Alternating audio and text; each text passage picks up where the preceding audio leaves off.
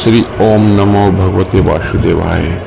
जय श्री कृष्ण। दोस्तों, आज हम गीता जी के 8वें अध्याय का अभ्यास करेंगे।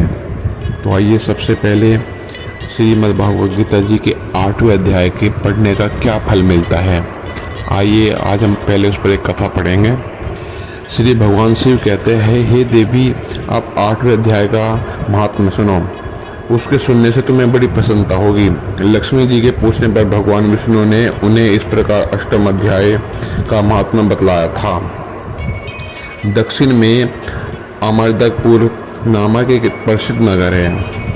वहाँ भाव शर्मा नामक एक ब्राह्मण रहता था, जिसने वेश्या को पत्नी बनाकर रखा था।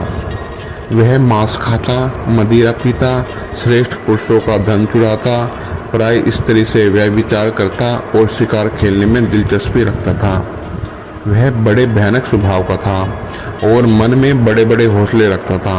एक दिन मदिरा पीने वालों का समाज जुटा था। उसमें भाव शर्मा ने भरपेट दाढ़ी पी, यानी बहुत मदिरा पान किया और खूब गले तक उसे चढ़ाया, जिसके कारण अत्यंत पीड़ित होकर वह पापात्मा कालवश मर गया और बहुत बड़ा ताड़ का वृक्ष हुआ। उसकी घनी और ठंडी छाया का आश्रय लेकर ब्रह्म राक्षस भाव को प्राप्त हुए कोई पति पत्नी वहाँ आकर रहा करते थे। उनके पूर्व जन्म की घटना इस प्रकार है।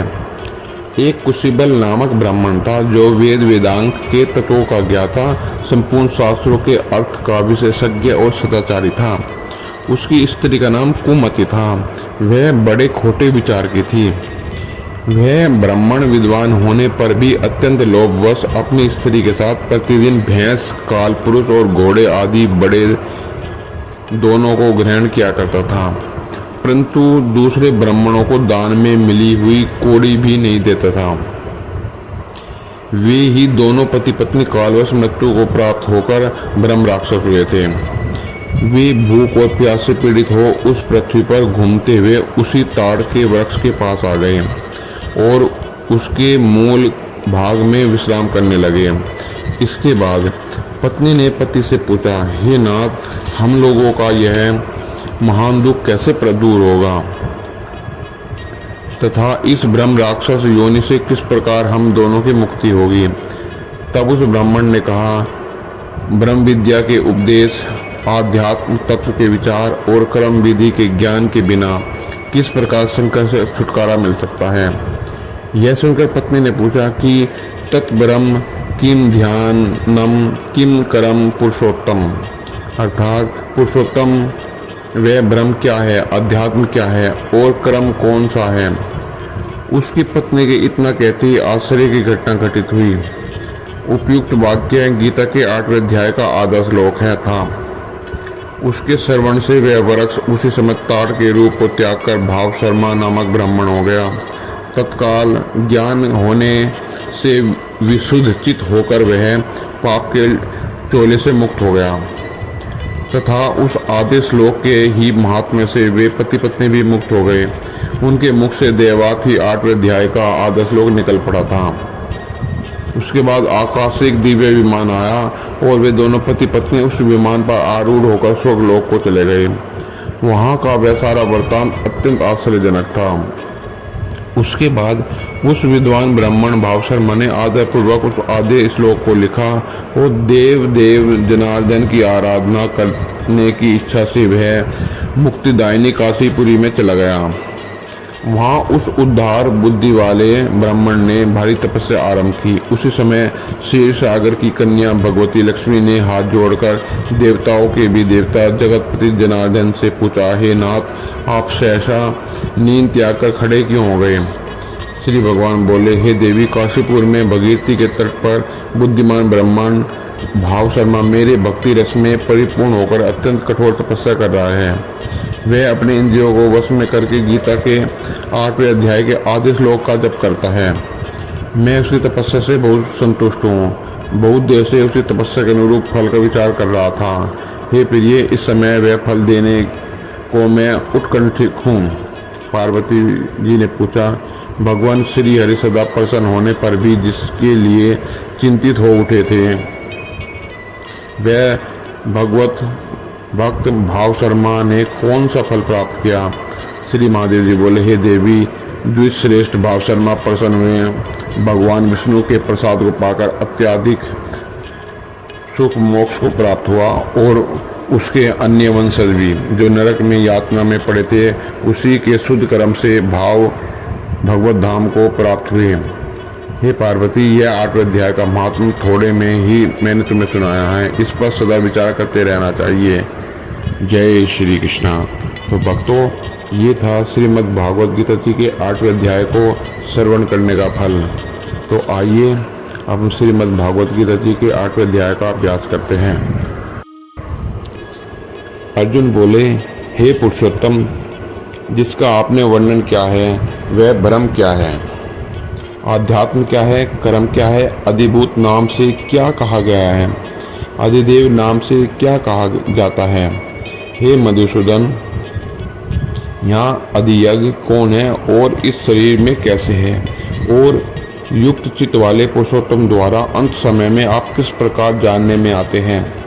इस प्रकार अर्जुन के प्रश्न करने पर श्री कृष्ण भगवान बोले, हे अर्जुन, परम अक्षर अर्थात जिसका कभी नाश नहीं हो, ऐसा परम परमेश्वर परमात्मा तो ब्रह्म है और अपना स्वरूप अर्थात जीवात्मा अध्यात्म नाम से जाना जाता है, तथा भूतों के भाव को उत्पन्न करने वाला शास्त्र विदित यज्ञ, दान और होम आदि के निमित्त जो द्रव्य आदि का त्याग है, वह कर्म नाम से जाना जाता है। उत्पत्ति विनाश धर्म वाले तथा सब पदार्थ अधिभूत हैं और हिरण्यमय पुरुष अधिदेव है। और हे देहधारियों में श्रेष्ठ अर्जुन, इस शरीर में मैं वासुदेव ही विष्णु रूप से अधियज्ञ हूँ, और जो पुरुष अंत काल में मेरे को ही स्मरण करता हुआ शरीर को त्याग कर जाता है, वह मेरे साक्षात्कार स्वरूप को प्राप्त होता है। इसमें कुछ भी संशय नहीं है। कारण कि हे अर्जुन, वह मनुष्य अंत काल में जिस जिस भाव को स्मरण करता हुआ शरीर को त्यागता है, उसको ही प्राप्त होता है, परंतु सदा उस ही भाव में चिंतन करता हुआ क्योंकि सदा जिस भाव का चिंतन करता है, अंतकाल में भी प्राय उसी का स्मरण होता है। इसलिए हे अर्जुन, तू सब समय में निरंतर मेरा स्मरण कर और युद्ध भी कर। इस प्रकार मेरे में अर्पण किए हुए मन बुद्धि से युक्त हुआ निसंदेह मेरे को ही प्राप्त होगा। हे पार्थ, यह नियम है कि परमेश्वर के ध्यान में अभ्यास रूप योग से युक्त अन्य तरफ से न जाने वाला चित्त से निरंतर चिंतन करता हुआ पुरुष परम प्रकाश दिव्य पुरुष को अर्थात परमेश्वर को ही प्राप्त होता है। इससे जो पुरुष सर्वज्ञ अनादि सबका नियंता, सूक्ष्म से भी अति सूक्ष्म, सबके धारण पोषण करने वाले, अचिंत्य स्वरूप सूर्य के सदृश, नित्य सेवन प्रकाश रूप, अविद्या से अति परे शुद्ध सच्चिदानंद परमात्मा को स्मरण करता है, वह भक्ति युक्त पुरुष अंत काल में भी योग बल से भ्रकुटी के मध्य में प्राण को अच्छी प्रकार स्थापन करके फिर निश्चल मन से स्मरण करता हुआ उस दिव्य स्वरूप परम पुरुष परमात्मा को ही प्राप्त होता है। हे अर्जुन, वेद के जानने वाले विद्वान जिस परम परमेश्वर परमात्मा परम पद को ओमकार नाम से कहते हैं और आसक्ति रहित यत्नशील महात्मा जन जिसमें प्रवेश करते हैं तथा जिस परम पद को चाहने वाले ब्रह्मचर्य का आचरण करते हैं, उस परम पद को तेरे लिए कहता हूँ। हे अर्जुन, सब इंद्रियों के द्वारों को रोककर अर्थात इंद्रियों को विषयों से हटाकर तथा मन को हृदय में स्थिर करके और अपने प्राण को मस्तक में स्थापन करके योग धारणा में स्थित हुआ जो पुरुष ओम ऐसे इस अक्षरूप ब्रह्म को उच्चारण करता हुआ और उसके अर्थ स्वरूप मेरे को चिंतन करता हुआ शरीर को त्यागता है, वह पुरुष परम पति को प्राप्त होता है। हे अर्जुन, जो पुरुष मेरे में अनन्य चित्त से स्थित हुआ सदा ही निरंतर मेरे को स्मरण करता है, उस निरंतर मेरे में युक्त हुए योगी के लिए मैं सुलभ हूँ अर्थात सहज ही प्राप्त हो जाता हूँ। वे परम सिद्धि को प्राप्त हुए महात्मा जन मेरे को प्राप्त होकर दुख के स्थान रूप क्षणभंगुर पुनर्जन्म को प्राप्त नहीं होते हैं, क्योंकि हे अर्जुन, ब्रह्मलोक से लेकर सब लोग पुनरावर्ती स्वभाव वाले अर्थात जिनको प्राप्त होकर पीछे संसार में आना पड़े ऐसे हैं, परंतु कुंती पुत्र मेरे को प्राप्त होकर उसका पुनर्जन्म नहीं होता, क्योंकि मैं काला अतीत हूँ और वह सब ब्रह्म आदि के लोक काल करके अवधि वाले होने से अनित्य हैं। हे अर्जुन, ब्रह्मा का जो एक दिन है उसको 1000 चौकड़ी युग का अवधि वाला और रात्रि को भी 1000 चौकड़ी युग का अवधि वाली जो पुरुष तत्व से जानते हैं, अर्थात काल करके अवधि वाला होने से ब्रह्म लोक को भी अनित्य जानते हैं, वे योगजन काल के तत्व को जानने वाले हैं। इसलिए वे यह जानते हैं कि संपूर्ण दृश्य मात्र भूतगण ब्रह्मा के दिन के प्रवेश काल में अव्यक्त से अर्थात ब्रह्मा के सूक्ष्म शरीर से उत्पन्न होते हैं और ब्रह्मा की रात्रि के प्रवेश काल में उस अव्यक्त नामक ब्रह्मा के सूक्ष्म शरीर में ही लय होते हैं। वह ही यह भूत समुदाय उत्पन्न होकर प्रकृति के वश में हुआ रात्रि के प्रवेश काल में लय होता है और दिन के प्रवेश काल में फिर उत्पन्न होता है। हे अर्जुन, इस प्रकार ब्रह्मा के 100 वर्ष पूर्ण होने से अपने लोक सहित ब्रह्मा भी शांत हो जाता है, परंतु उस अव्यक्त से अति परे दूसरा अर्थात विलक्षण जो सनातन अव्यक्त भाव है, वह परम परमेश्वर पूर्ण ब्रह्म परमात्मा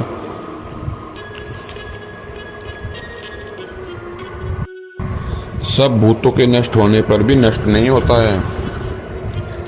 जो वह अव्यक्त अक्षर ऐसे कहा गया है, उस ही अक्षर नामक अव्यक्त भाव को परम गति कहते हैं, तथा जिस सनातन अव्यक्त भाव को प्राप्त होकर मनुष्य पीछे नहीं आते हैं, वह मेरा परम धाम है। और हे पार्थ, जिस परमात्मा के अंतर्गत सर्वभूत है और जिस परम परमेश्वर परमात्मा से यह सब जगत परिपूर्ण है, वह सनातन अव्यक्त परम पुरुष अनन्य भक्ति से प्राप्त होने योग्य है। और हे अर्जुन, जिस काल में शरीर त्याग कर गए हुए योगीजन पीछा ने आने वाली गति को और पीछा आने वाली गति को भी प्राप्त होते हैं, उस काल को अर्थात मार्ग को कहूँगा। उनको 2 प्रकार के मार्गों से, जिस मार्ग में ज्योतिर्मय अग्नि अभिमानी देवता है और दिन का अभिमानी देवता है तथा शुक्ल पक्ष का अभिमानी देवता है और उत्तरायण के 6 महीनों का अभिमानी देवता है, उस मार्ग में मरकर गए हुए ब्रह्मवेत्ता अर्थात परमेश्वर की उपासना से परमेश्वर को परोक्ष भाव से जानने वाले योगीजन उपरोक्त देवताओं द्वारा कर्म से ले गए हुए ब्रह्म को प्राप्त हुए हैं। जिस मार्ग में धूम अभिमानी देवता है और रात्रि अभिमानी देवता है तथा किशन पक्ष का अभिमानी देवता है और दक्षिणायन के 6 महीने का अभिमानी देवता है, उस मार्ग में मरकर गया हुआ सकाम कर्म योगी उपरोक्त देवताओं द्वारा कर्म से ले गया हुआ चंद्रमा की ज्योति को प्राप्त होकर स्वर्ग में अपने शुभ कर्मों का फल भोगकर पीछा आता है। क्योंकि जगत के यह 2 प्रकार के शुक्ल और कृष्ण अर्थात देवयान और पितृयान मार्ग सनातन माने गए हैं। इनमें एक के द्वारा गया हुआ पीछा ने आने वाली परम गति को प्राप्त होता है और दूसरा गया हुआ पीछा आता है अर्थात जन्म मृत्यु को प्राप्त होता है। हे पार्थ, इन दोनों मार्गों को तत्व से जानता हुआ कोई भी योगी मोहित नहीं होता है, अर्थात वह निष्काम भाव से ही साधन करता है, कामनाओं में नहीं फंसता। इस कारण हे अर्जुन, तू सब काल में समबुद्धि रूप योग से युक्त हो अर्थात निरंतर मेरी प्राप्ति के लिए साधन करने वाला हो। क्योंकि योगी पुरुष इस रहस्य को तत्व से जानकर वेदों के पढ़ने में तथा यज्ञ तप और दान आदि के करने में जो पुण्य फल कहा है, उन सबको निसंदेह उल्लंघन कर जाता है और सनातन परम पद को प्राप्त होता है। ओम श्री भगवते वासुदेवाय। तो भक्तजनों, यहाँ श्रीमद् भगवद गीता जी के 8वें अध्याय का अंत होता है। आइए हम सब मिलकर इसका अभ्यास करें, अपने और अपने पूर्वजों के जीवन को मोक्ष के द्वार तक ले जाएं। जय श्री कृष्ण।